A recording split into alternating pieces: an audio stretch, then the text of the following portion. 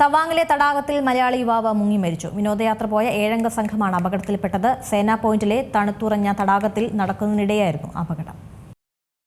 അരുണാചൽ പ്രദേശിലെ തവാങ്ങിലെ തടാകത്തിൽ മലയാളി യുവാവ് മുങ്ങി മരിച്ചു. സേനാ പോയിന്റിലെ തണുത്തുറഞ്ഞ തടാകത്തിൽ നടക്കുന്നതിനിടെ വെള്ളിയാഴ്ച ഉച്ചതിരിഞ്ഞായിരുന്നു സംഭവം. ഐസ് പാളികൾ മൂടിയ സേല തടാകത്തിന് മുകളിലൂടെ നടക്കവേ പാളികൾ തകർന്ന് താഴേക്ക് പതിക്കുകയായിരുന്നുവെന്നാണ് വിവരം. വിനോദയാത്ര പോയ 7 സംഘമാണ് അപകടത്തിൽപ്പെട്ടത്. കൊല്ലം നെടുമ്പന പുത്തൻചന്ത മേലൂട്ട് വീട്ടിൽ പ്രകാശിന്റെയും മഞ്ജുവിന്റെയും മകൻ വിനു പ്രകാശാണ് മരിച്ചത്. 26 വയസ്സായിരുന്നു. ഇയാളുടെ മൃതദേഹം കണ്ടെത്തിയിട്ടുണ്ട്. അതേസമയം മലപ്പുറം വള്ളിക്കുന്ന് അരിയല്ലൂർ സ്വദേശി മാധവനെ കാണാതായി. ഇയാൾക്കായി തിരച്ചിൽ പുരോഗമിക്കുകയാണ്. തടാകത്തിലേക്ക് ഇറങ്ങരുതെന്ന മുന്നറിയിപ്പുകൾ അവഗണിച്ചാണ് സംഘം ഇറങ്ങിയതെന്നാണ് റിപ്പോർട്ടുകൾ.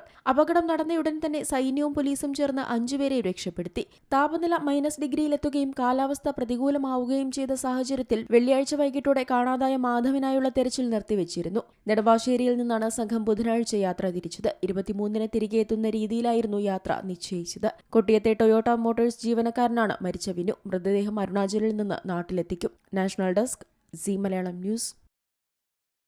ഏറ്റവും പുതിയ വാർത്തകളും വിശേഷങ്ങളും വിരൽത്തുമ്പിലറിയാൻ സി മലയാളം ന്യൂസ് എല്ലാ ഡിജിറ്റൽ പ്ലാറ്റ്ഫോമുകളിലും ലഭ്യം.